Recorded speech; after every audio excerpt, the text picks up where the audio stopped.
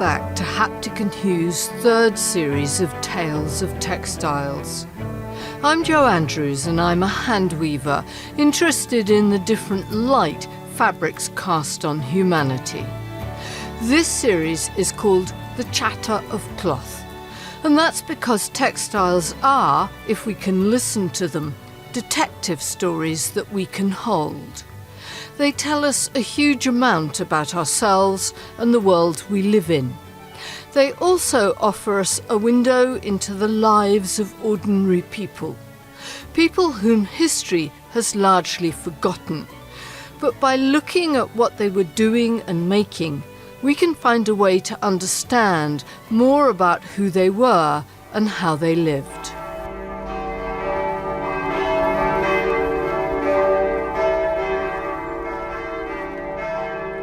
Join me in this episode to look at one of Europe's great cities, one that for hundreds of years was a byword for exquisitely woven silk fabrics that dressed the royal families of Europe, clothed merchants and muses, priests and politicians, courtesans and courtiers, and produced some of the most coveted fabrics of the day.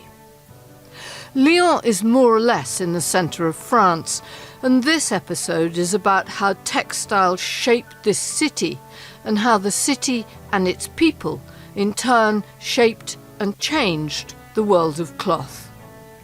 Without Lyon, France would not have become the hub of the world's fashion industry. Paris may be the city of couture, but it could never have acquired that status without Lyon standing behind it as its production and textile design house.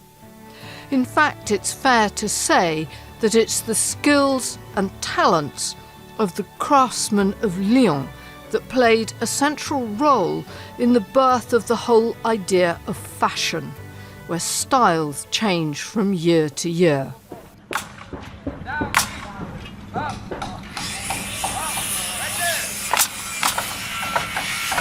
We're in a very grand building in the centre of modern Lyon, in the restoration workshop of the Textile Arts Museum. The building is undergoing extensive renovation at present and is closed for a few years. The sounds of construction work are everywhere. But just before the textiles were packed away and transferred to another location during the work, the head of collections, Marion Falaise, let me in a side door to show me something extraordinary, a fabric of great beauty and skill that really makes the relationship between Lyon and Parisian fashion plain.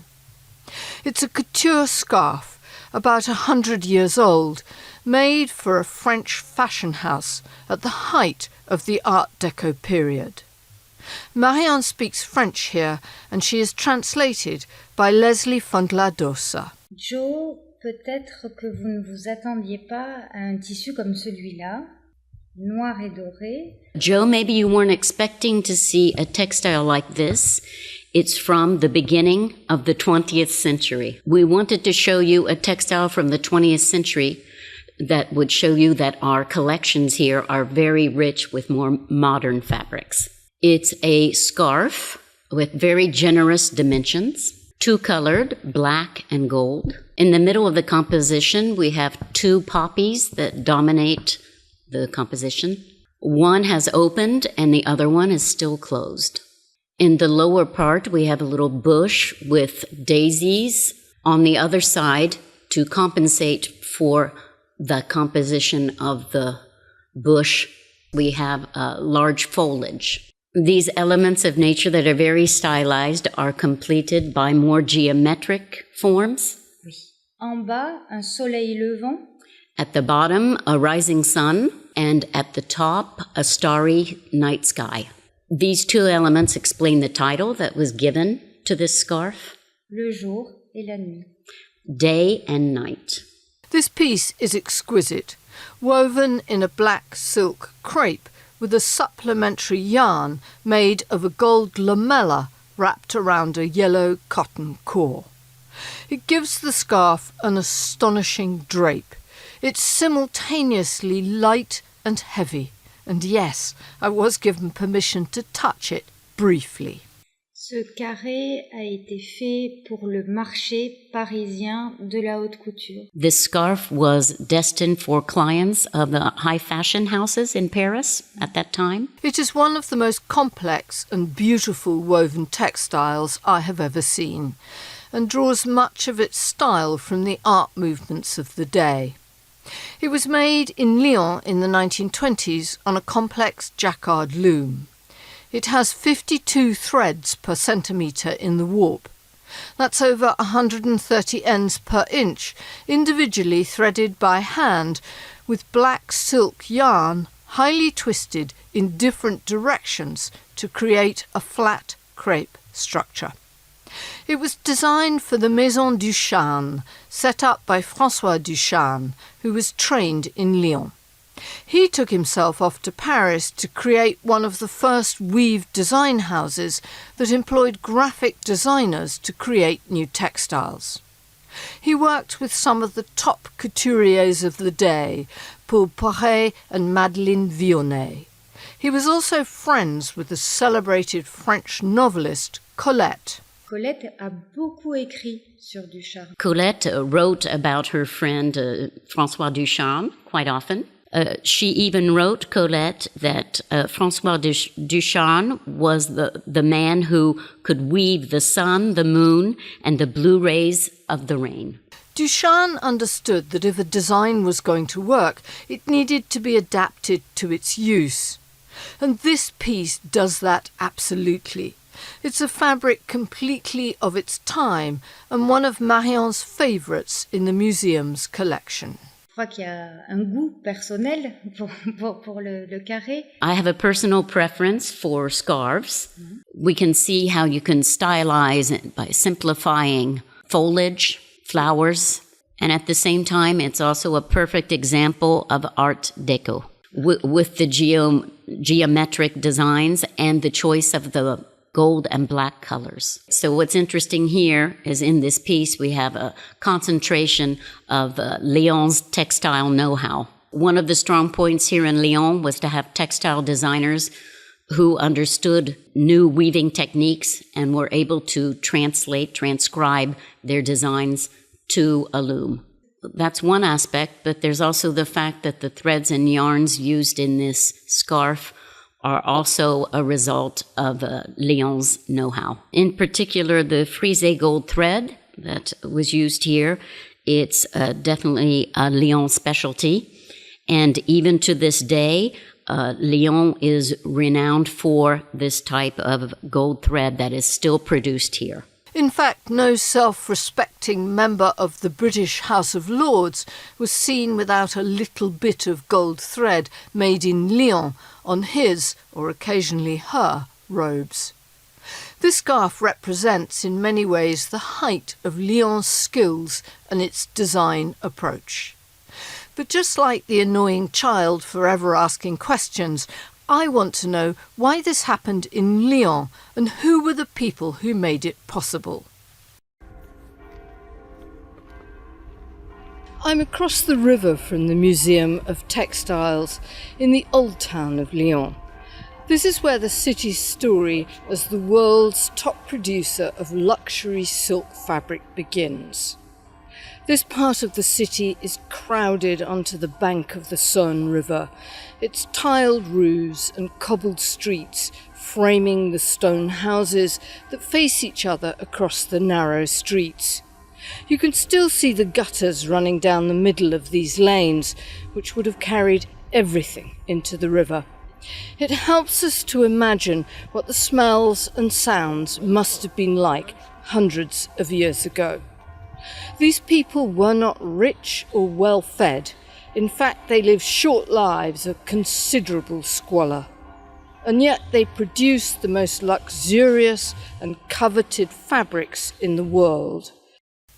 The first answer to the question of why Lyon is look at a map. It's in a great place. It sits at the meeting of two big rivers, the Saône and the Rhône. The Rhone gives it a waterway to the Mediterranean, which meant that raw or spun silk could be imported from Spain, Italy, and the Middle East. And yet it's far enough north to make it a place that the rich merchants could reach from Paris, London, Antwerp, and Amsterdam. By the 1400s, Lyon was the site of one of the great medieval fairs of the day, with traders coming from all over Europe and Asia Minor to see, to buy, to exchange. But textile production is expensive, especially silk production, and for that you need capital. So hand in hand with the textile trade come the bankers. In this case, they came from Italy, which in this era had Europe's most sophisticated banking industry. That gave Lyon the raw materials, the markets, and the capital it needed. All that it lacked then was what the French call savoir-faire, the skill, the talent, and the know-how. And that's where this city really came into its own. Here's the museum's head of textile analysis, Suzanne Lassalle, explaining this. Translated again by Leslie von la Dosa. Lyon's success story really starts to take off in the beginning of the 1600s. Because their technical capacity and skills had been established, they were able to produce a lot, and they were also able to produce new designs quickly, which led to the idea of changing designs more often. The idea of fashion as it's reflected in fabric design. And the fact that the production changes, the designs change, that attracts a new clientele, in fact, who were at the court in Versailles and allowed Lyon to take the leadership in this domain. So this is where the idea of fashion is born. It's a very long way from the fast fashion of today with new designs every week. But Lyon, with its flexible system of production, its capital and its concentration of dealers, brokers, designers and weavers, could offer styles that changed and developed from year to year, which is really at the root of what fashion means. By the 19th century, earnings from Lyon's silk cloth brought in more money than any other French export. And at its height, it employed around 100,000 people. Not just weavers, but dyers, finishers, those involved in sericulture, traders, bankers, agents, shippers, and all the people needed to make a great industry function. But at the heart of this were the weavers, and the system in Lyon meant that everything happened not in giant industrial factories, but in a domestic system. Bénédicte Roy was born in Lyon and is fiercely proud of her city. She works as a city guide, specialising in its textile history. Here in Lyon, never we have seen a big factory of silk. In fact, the people work at home. Okay, I can compare with English system that we call the domestic system. Okay, you work and you live in the same place. Imagine you have 7 apartments. You have 7 silk workers. You have 7 silk workshops. Okay, and in each workshop you can have different mechanical loom, from 1 to 6 mechanical loom. Then it means that all the life of the workers, of the silk workers, was around the machine, because the mechanical loom was in the center of their life to work, but physically in the apartment. Look inside one of these apartments. There's one that is maintained as it was by a living history foundation, the Soierie Vivante, and the looms dominate the single room. There's a small boarded off or curtained area for cooking and a sleeping platform above it for the whole family. It was cramped and incredibly noisy. Here's Blandine Rousy, who works for the foundation. So in the 19th century, the traditional family is made of 5 persons, the 2 parents, 2 children, and 1 apprentice. And everyone was sleeping in the same area. It's a sort of mezzanine. It's very useful because we win a room. As the ceilings are very high, we can make a mezzanine with the kitchen and the sous-pente, it's the bedroom. And everyone was sleeping, eating in this little corner. And it was also quite useful because you are directly on the place of work. So you just need to wake up in the morning and go to work. But that means also that everyday life is made with the work of the looms, and especially the sounds of the looms. And we said earlier that the children were sleeping in the sous-pente, in the bedroom, with the sounds of the loom, and they were able to sleep only with the sounds of the loom, like a lullaby.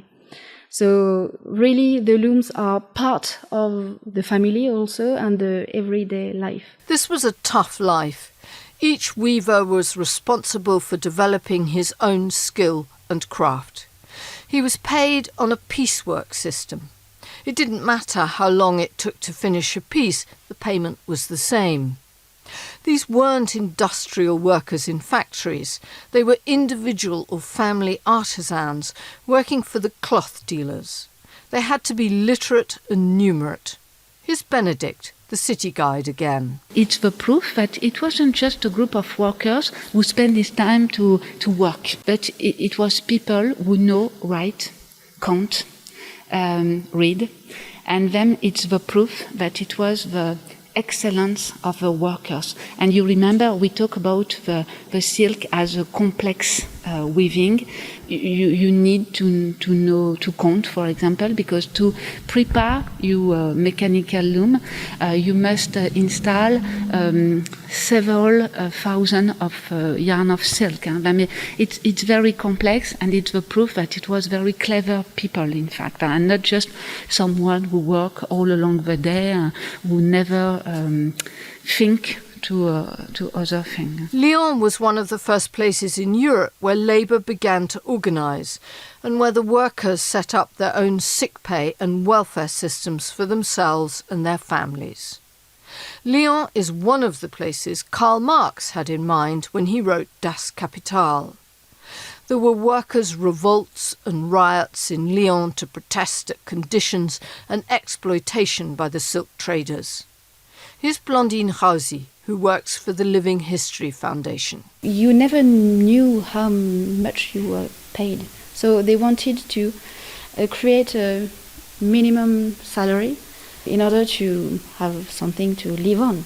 There's this sense of community, because all the weavers were weavers. So they knew how it was difficult to live, and they wanted to have just one voice instead of so many little voices that they have no weight. And just one voice put together, all the weavers put together with one voice is more powerful than many voices. It was a battle over workers' rights that was to go on for hundreds of years. But this enterprise and intelligence, this focus on textiles, also led to the invention of something extraordinary. In 1801, Joseph-Marie Jacquard, born in Lyon, demonstrated the first jacquard loom in the city. This would not only change the face of Lyon utterly, but would also go on to change the world, and is still doing so right up until the present day. Before the 19th century, complex weavers had draw looms, which had laborious systems for individually raising sets of shafts by hand to create the pattern pick by pick. That meant that every weaver had to employ draw boys to work with him to select the right shafts. Joseph-Marie Jacquard invented a punch card system instead and installed a jacquard head with the new punch cards on top of existing looms. It was a brilliant solution, and it's estimated that it sped up the production of complex silk fabrics by a factor of 3. Blandine says the jacquard mechanism was a kind of brain for weavers. It's to replace the human brain, because before the jacquard mechanism, all the threads were lifted by hand. So the people who did this type of job had to remember all the sequences of lifting of the threads, and the jacquard mechanism was able to replace the human brain. So it's kind of a mechanical brain. It's working thanks to the punch cards, which are the beginning of the computer. It's a binary code. In the computer, it's 1 and 0. Here, it's if there is a hole, that means yes, the thread is lifted. If there's only the card, that means no, the thread remains where it is. So thanks to this binary system, we can do all the patterns we want. There's no limit to imagination. It advanced textile production across the world, and it continues to bring about change in other ways as well. As Blandine says, Monsieur Jacquard's punch cards were based on a simple binary system, in this case up or down for the weaving shafts. This was adapted by Charles Babbage in Britain later in the 19th century to create the first computer, which leads us step by step from weaving innovations to the digital age in which we now live. But at the start, this innovation was hated in Lyon as it put the draw boys out of work. Here's Blandine. The jacquard mechanism was not very popular, but we saw that it was very useful for production. And also, it was quite expensive to put the jacquard mechanism on a traditional loom. That's why at the beginning, not so much people could put the jacquard mechanism on their looms. Monsieur Jacquard also changed the face of Lyon as a city too. His jacquard box, which fitted on top of the old looms, meant that the ceilings of the apartments in which the weavers lived and worked in the old town were too low and the district too cramped. So the weaving community moved, bit by bit, to a new suburb of Lyon, high above the river, called La Croix-Rousse, the Russet Cross, where new apartment blocks were built to house the weavers, their looms, and their new jacquard attachments. I'm standing in front of one of the workers' buildings constructed in the early 19th century in La Croix-Rousse. Like so many others in this district, it's utterly plain. There's no ornament or decoration. There are only windows, as many as you can structurally fit into a facade. On the ground floor were the silk merchant shops with their small storage mezzanines above them. And then for 6 or 7 floors above that are the weavers' apartments, places where they and their families would have lived and worked. Each apartment would have housed 2 to 3 looms. These buildings were made with huge slabs of stone to hold the weight of so many looms. And to absorb some of the vibration, they filled the spaces between the floors with gravel and sand. Even so, the noise coming from just one of these buildings would have been immense. Imagine what street after street would have sounded like.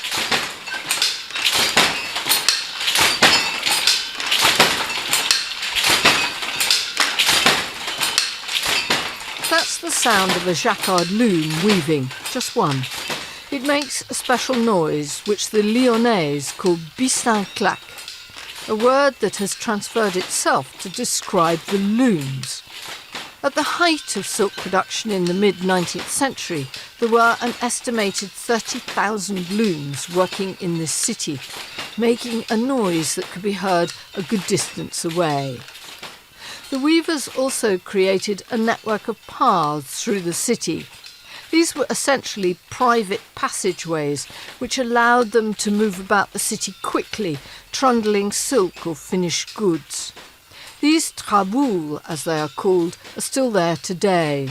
Open a door that looks like the front door of a house, and suddenly you can find yourself in a warren of hidden paths that take you through the city, under houses and apartment blocks, and lead you out of another door back into a different street. Lyon's fabric production reached its peak in the second half of the 19th century, and after that began to decline as other centres rose up to take its place, and the demand for highly complex silk fabrics declined as we moved into a different age of more democratic fashion. The only looms that work today in Lyon are looked after by Blandine Rousy and her colleagues, in an apartment that was given to them by one of the last weavers in the city. Madame Le Tourneau was a passementerie or trimmings weaver, and left them a magnificent loom which can weave 18 different ribbon warps at the same time. Otherwise, the looms are quiet and the city seems to have moved on. Lyon today is a prosperous and successful modern city. The Lyonnais quite rightly have a huge pride in it. But there isn't a single weaving atelier left. They've all gone, and there's almost nothing of that weaving skill and savoir-faire that once made Lyon a byword for beautiful silk fabric. And yet, dig a little deeper, and you'll find that even today the city is built on the foundations of textile wealth. The thriving banking sector, including the big French bank Le Crédit Lyonnais, grew up to finance silk weaving. The modern chemical industry started as the dyeing works. The 20th century car production that was here grew out of the engineering skills needed to make and repair looms. And even the food, for which Lyon is justly famous, developed out of the need to take really cheap ingredients, the kind of things you could afford on a silk weaver's pay, and turn them into something delicious. Lyon is certainly the only city in the world where you can be offered a cheese in the restaurants and the bistros, which is called weaver's brain. I tried it, and it's good, although I have no idea how it came to be called that. But there is a serious point here. Bénédicte Roy, the city guide, says that the link with silk is still important for Lyon. You can take all the activities, all the economical activities. Each time you find a link with the silk. It means, for me, that if there is no silk in Lyon, there is no industries, there is no economical development. We weave less silk now, but in the heritage of the city, it's important. Bénédicte also points out that Lyon does still have a connection with fabric, just not silk. It makes modern textiles such as Kevlar, the fireproof fabric, and also seating for planes and trains. And of course it still has the capacity to undertake meticulous repair work for the great French palaces like Versailles. But today, in the heart of La Croix-Rousse, the streets are silent, and the old weavers' apartments are now smart flats for families and young professionals. The only clue to their past is the odd drift of sand or fragments of gravel dropping occasionally from the old ceilings, a ghostly reminder of what once was and how the modern city's prosperity and success has been built on the sound of thousands of looms creating magical fabrics. Thanks to Marion Falaise and Suzanne Lassalle at Lyon's Textile Arts Museum, to Leslie Fondladosa for valiantly translating, to Bénédicte Roy for her passion for her home city of Lyon, to Blandine Rousy at the Soirée Vivante, and most of all to Stéphanie Angevin at the offices of Go Lyon, who played a big role in making this podcast possible. If you would like to find out more about them or about silk weaving in Lyon, you can find resources and links at www.lyon.fr. haptic-and-hue.com/tales-of-textiles-series-3. Thanks too to Bill Taylor of the Lark-Rice Partnership, who produced and helped to edit this episode. And lastly, to all those listeners who made this third series possible because they supported it via the Buy Me a Coffee button on our website. Next time, we'll be exploring a story of scandal and subterfuge. I'll leave you with 4 clues. Here they come: the American Civil War, rhubarb, smuggling, recycling. Join me next time to hear more, and thanks for listening.